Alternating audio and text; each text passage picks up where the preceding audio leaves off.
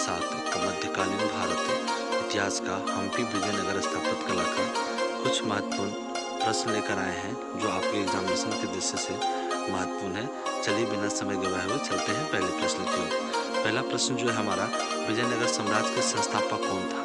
तो याद रखिएगा, विजयनगर साम्राज्य की स्थापना जो है हरिहर और बुका नामक दो भाइयों ने 1336 ईस्वी में किया था और इन्होंने अपने पिता के नाम पर इस वंश का नाम संगम वंश रखा था। याद रखिएगा, विजयनगर साम्राज्य जो तुंगभद्रा नदी के किनारे था और इस वंश का सबसे शक्तिशाली शासक जो था वो था राजा कृष्णदेवराय। राजा कृष्णदेवराय। चलते हैं दूसरे प्रश्न की ओर। दूसरा प्रश्न है हमारा कि विजयनगर के स्थापत्य कला की विशेषता बताइए। विजयनगर के स्थापत्य कला की विशेषताओं को वर्णन कीजिए। कह रहा विजयनगर का अर्थ विजय का शहर होता है। विजयनगर का अर्थ विजय का शहर होता है। विजयनगर साम्राज्य तुंगभद्रा नदी के किनारे बसा हुआ एक प्रसिद्ध शहर है। विजयनगर साम्राज्य जो है तुंगभद्रा नदी के किनारे बसा हुआ एक प्रसिद्ध शहर है। विजयनगर के स्थापत्य कला के 3 वर्गों में विभाजित कर समझा जा सकता है। पहला वर्ग है धार्मिक कला, धार्मिक स्थापत्य कला, मतलब धार्मिक क्षेत्र के स्थापत्य कला में काफ़ी विकास हुआ। दूसरा राजशाही स्थापत्य कला, राजशाही स्थापत्य कला का भी विकास काफ़ी हुआ। इसके अंतर्गत विजयनगर के शासकों ने चारों ओर विजयनगर साम्राज्य के चारों ओर दीवारों से घेर दिया था। और तीसरा है जनसाधारण की स्थापत्य कला, है ना। मुख्य रूप से 3 चीज़ों स्थापत्य कला का काफ़ी विकास हुआ है। विजयनगर साम्राज्य के स्थापत्य कला में विठल मंदिर, विरूपाक्ष मंदिर, गोपुरम, राजभवन, हम्पी बाजार, कमल नयन इत्यादि चीज़ों का काफ़ी स्थापत्य कला के रूप में विकसित हुआ है। आते हैं विजयनगर साम्राज्य की 4 इमारतें। विजयनगर साम्राज्य की 4 इमारतें की बात करें तो सबसे पहले गोपुरम को समझ लेते हैं। गोपुरम प्रवेश द्वार को कहा जाता है। मंदिर के प्रवेश द्वार को, यहाँ देखिए मंदिर छूट गया। मंदिर के प्रवेश द्वार को कहा जाता है। विजयनगर शासकों ने मंदिर में गोपुरम का निर्माण करवाया। ये अत्यधिक विशाल और ऊंचे मीनार बनाने में सक्षम थे। दूसरी स्थापत्य कला की बात करें तो हम्पी की बात करें हम तो हम्पी के मंदिरों में वर्गाकार या 4 से अधिक भुजाएं वाले चबूतरे पर मंडप बने हुए हैं। मंडपों की छत एवं छतों के किनारे पर सजावट की गई है। सामान्यतः यह मंडप 4 या 5 फुट ऊंचा होता था। और तीसरा स्थापत्य कला का उदाहरण करते विठल स्वामी मंदिर। इसका निर्माण कार्य देवराय द्वितीय के काल में आरंभ हुआ एवं कृष्णदेवराय और अच्युत देवराय के काल तक चलता रहा। यह मंदिर 500 फुट लंबे और 310 फुट चौड़े एक 4 दीवारी से घिरा हुआ था। इसमें गोपुरम से युक्त, देखिए गोपुरम मिस्टेक हुई, गोपुरम से युक्त 3 प्रवेश द्वार थे। मुख्य मंदिर मध्य भाग में स्थित था, मतलब प्रमुख मंदिर जो था बीच वाले भाग में स्थित था। और एक अंतिम है कमल महल। कमल महल क्या है? विजयनगर की एक अन्य सुंदर इमारत कमल महल है। इस महल की ऊपरी संरचना कमल की तरह दिखती।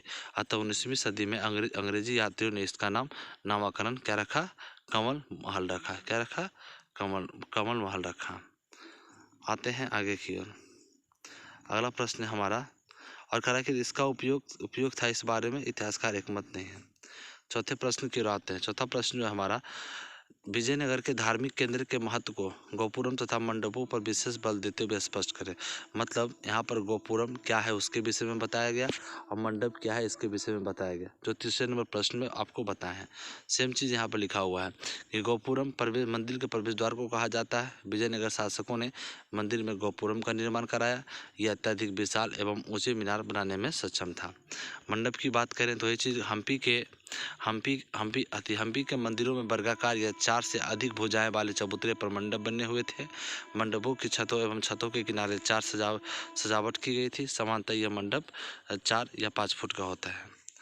अगला बात कर रहे हैं कि फारसी राजदूत अब्दुल रज्जाक विजयनगर की किलेबंदी से अत्यधिक प्रभावित था। स्पष्ट कीजिए। मतलब फारसी राजदूत अब्दुल रज्जाक जो थे वह विजयनगर साम्राज्य के जो किलाबंदी था, जो घेरा हुआ था, उससे काफ़ी प्रभावित था। उसके विषय में बताने के लिए बोल रहा है।